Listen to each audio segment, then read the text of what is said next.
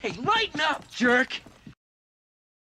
Going back to the promoting thing, which company did you promote for? I was with Karamas. Karamas. Yeah, okay. Karamas, And LA. which venues?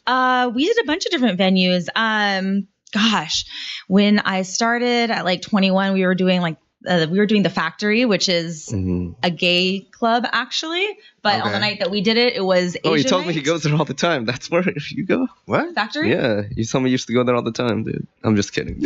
Oh, okay. I can't tell when he's joking. See, that's the acting right there. Yeah, he was acting. He was showing off his acting chops right there. Yeah, no, we did the Factory in the beginning, which was fun. And then we've done we did Tattoo. We did I remember V2O Tattoo. Down in I was there forever. Long Beach. Yeah, V2O. Cabana Club, of course. Cabana, Area, when Area was a thing. Yeah. Eventually, like my house, and eventually, like my studio, and then I worked for Syndicate, which owned my house and my studio. Like actually worked. For like the group. Yeah, I worked for their corporate office, and then their restaurant, which was East, and it closed down, and then from there, I think that's when I was stopped. Yeah, and I was like, all right, I'm just gonna.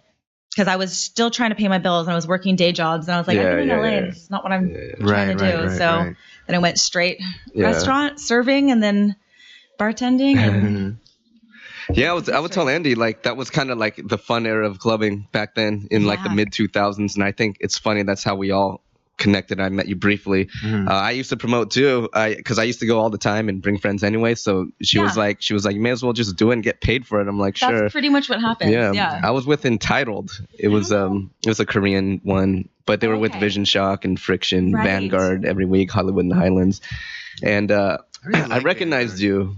Back then, you had that raccoon tail hat. That's right. That's how I stood out. Oh, yeah, always the raccoon hat. That's right. We all met each other through the club scene at first. It's so if you funny, worked with Vision Shock, then you probably know a lot of my friends. Like, well, I was with Entitled. It's a separate one, but it was along with yeah, because we worked with like Go. Yeah, I remember GoPro, and we were really close with them. We worked with Whisper, so we all know each other. Yeah. But a lot of my like college friends, actually my little sis and her big bro, which is like one of my best friends, were both in Vision Shock. So I used to hang out with them all the time and go to those parties too. I would wonder, when did they die out? Because they were doing so well. Like, I mean, everyone kind of got old, right? Yeah. I think Eric was the last one to leave the scene. I don't know if he's still promoting. I have no idea. I know he's a kid. I don't know. But I figured like, Eric? Wait, didn't he open a fuss shop? No, wrong Eric. Oh my gosh. Oh, no. I'm sorry. No, I'm talking about Vision Shock Eric, not not Eric Cho from. No. Yeah, he opened Forage. Yeah. In Culver. That's right. I still have yet to try it out. Yeah, it's good. Yeah. Even though it's funny because like when I was in school going to art school, I was like in the area all the time, but for some reason I never. I actually live in Culver and I haven't stopped by since I've lived there. Oh. But I went a couple times. I haven't seen him in. Gosh, I used to see him. I haven't seen him in a while. I should probably hit him up. Yeah, I think the last time I like really kind of spoke to him is like because I was looking for a kitchen to do a photo shoot for a project, and I didn't end up using his kitchen, but I think that was the last time I spoke with him. But those were fun times. Yeah, that was like all the Asians went because of Vision Shock. You know what I mean? So I wonder what happened. I don't know. Ended up being a small world. I've seen a lot of people that remember me from back in those days. Yeah. The worst is when you don't remember them, though. What happens? Right. They're like, hey, Stephanie, how have you been? I'm like, this is an Asian person about my age. I know, right? Must have been from the clubbing scene. Oh, gosh, back then. Ex-clubbers. I know, seriously. We should write a memoir. Right? Memoirs, ex-club kids. I know. I can't tell you like how many relationships I ruined through my work as a photographer. Relationships, really? Yeah. You get jealous and weird? Or no, I snapped a picture of like a guy or a girl, like, when they were supposed to be out with like, their Oh, you mean in that sense? I thought you meant like your personal relationships, and I was like, oh, no. People get weird about that? I guess they could. But no. Yeah, that's kind of like, they must be really weird and jealous. I know, right? Like catching people in the act. Yeah. And Do you remember that website? What was it called? Roast List? Yeah. I was on there. I was on there. We were on. I was. Yes. Oh my God. It was like, I remember it was always fun to check that website. Yes, it was. Which of our friends. Exactly.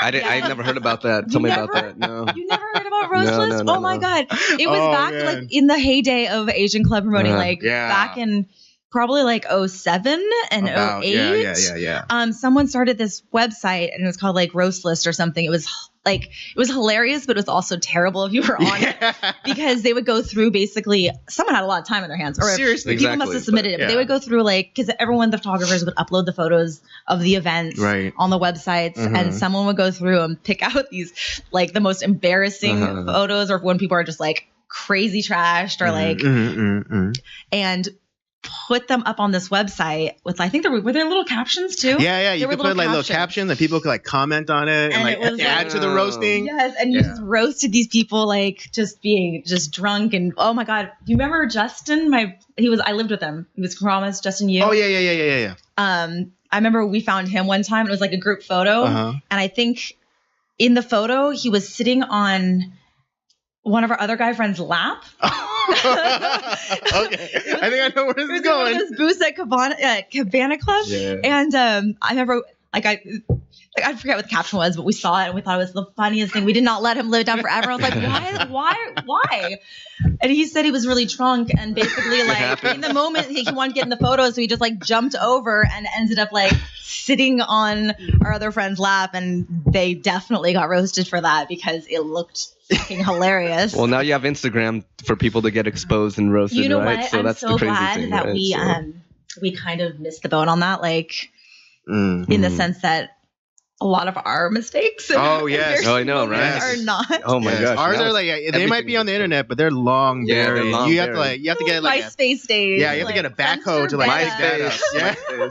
Zanga. Well, who's your top 8? I don't remember anymore. Right? That was such a thing too. Like, I'm mad at you, and you take them off the top 8. Yeah. Ooh. Oh God, back in the day. Yeah, it was memories. Although my roast bait, it wasn't that bad because it was just like me wearing my hat and then comparing me to like I guess there was during that time that movie about Genghis Khan came out and there was a still shot from that movie with a kid wearing a fuzzy hat. Oh, so I was like, I'm being compared to Genghis Khan. That's not so bad. That's not terrible. At least you weren't doing anything like. That's flattering. Yeah, that's flattering. They were just making fun of your hat, I guess. Yeah.